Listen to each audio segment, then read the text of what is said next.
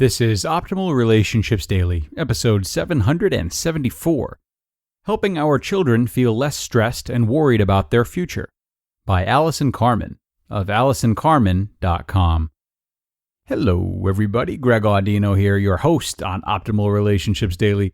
This is where I narrate some of the world's best articles focusing on relationships of all kinds. We've talked about romantic relationships this week. We've talked about relationships with ourselves. And now we're going to talk about parental relationships today with Allison Carmen. She's got a wonderful post on tap that includes an exercise for parents to help their children feel less stressed. So let's listen in, learn a little something, and start optimizing your life. Helping Our Children Feel Less Stressed and Worried About Their Future, by Allison Carmen of AllisonCarmen.com. When the Boston Marathon tragedy occurred a few months ago, my friend's daughter came home crying.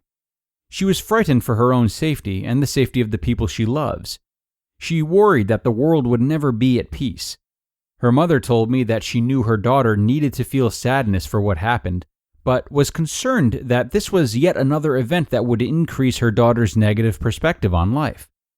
Another friend's daughter was very upset about what happened in Boston, but she still felt safe and remained hopeful that people are good and we can all find a way to live more peacefully. Both children were clearly affected, but one child despaired and the other still felt hopeful. Of course, there are many different reasons these two children reacted differently, including their past experiences, family life, and even genetic makeup. However, regardless of all those factors, the future of each child's emotional and mental well-being will be dictated by their perspective towards life. As parents, what can we do to help our children maintain an open and hopeful view about all they will face every day? Over the years, I've developed the following exercise for my children after reading about an experiment in the Tibetan Book of Loving and Dying by Sogyal Rinpoche. I like to use it when they are stuck and not achieving a particular goal, but its implications are much more far-reaching. Ask your child to pick up a coin. Ask them to imagine that the coin represents whatever is bothering him or her. Sometimes they are upset about a bad grade, a tragic event, or problems with friends. The last time I did it with my daughter, she was upset about not doing well on a test. She is very concerned with her grades and sometimes fears when something goes wrong that she won't get into a good college or achieve her life goals. I asked her to hold the coin tightly clutched in her fist and extend her arm, with the palm of her hand facing the ground. I told her the coin she was holding represented her life's goals and all that is possible. The way she was holding it, so tightly in this example, shows her belief that she could only achieve her life goals and get into a good college if she did well on this test. I then had her let go and relax her grip, and the coin fell to the ground. I explained that it is simply too hard and painful to hold on to anything so tightly with the belief that there is only one way. Then I said, maybe there is another possibility here. Maybe you can let go of the coin and still keep hold of it. With her arm still outstretched, I asked her to turn her hand over so that her palm faced the sky.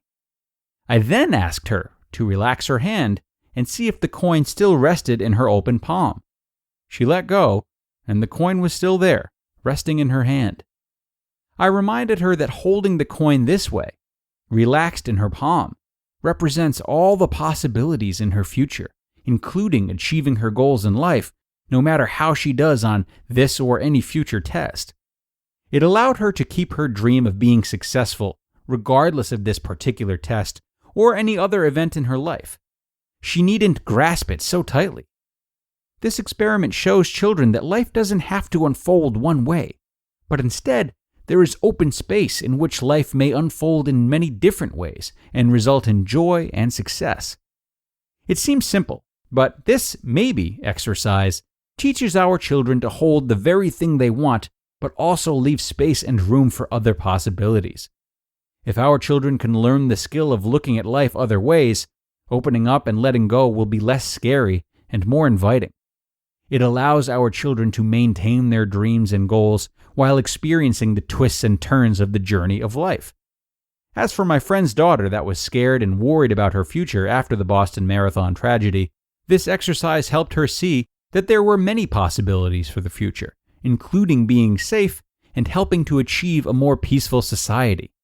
It gave her back some hope, and sometimes that's all it takes to change a perspective, and maybe change the world. You just listened to the post titled, Helping Our Children Feel Less Stressed and Worried About the Future by Allison Carmen of AllisonCarmen.com. Everyone, whether you are living with your family or apart in these uncertain times, there are many healthy practices we can always take when navigating our relationships, one of which is speaking to a professional therapist. Our friends at BetterHelp connect you with a personal licensed professional therapist online where you can schedule weekly video or phone sessions at your own convenience. And their counselors specialize in many areas, making it easy for you to change counselors if necessary. So many people have been using BetterHelp lately that they are actually recruiting additional counselors in all 50 states. No more sitting uncomfortably in a waiting room. Gain the flexibility of messaging your counselor anytime. BetterHelp is not self-help, it is professional counseling where everything you share is totally confidential. Everybody, I want you to start living a happier life today. As a listener, you'll get 10% off your first month by visiting betterhelp.com/ORD. Join over 1 million people taking charge of their mental health. Again, that's BetterHelp, HELP.com/ORD. Thank you to Allison for not only her great insight today, but a great exercise too. Having long and constructive conversations with children to help them navigate their emotions is a wonderful and very conscious step for any parent to take. But such conversations can always be paired and sometimes even replaced with simple exercises full of symbolism like this one. There's a lot of power in helping kids or adults be able to perform something like this and see for themselves how answers can unfold in similar ways, rather than trying to retain a lot of information and just work hard to connect the dots. This was a really great and easy to remember example shared by Allison today about the value of flexibility and hope and how easily it can align with the things that we want for ourselves. So if you are feeling stressed about something, go ahead and try this exercise. We are done for today anyway, so consider that your homework until tomorrow, when we will be back with another parenting post and our final post of the week, where your optimal life awaits.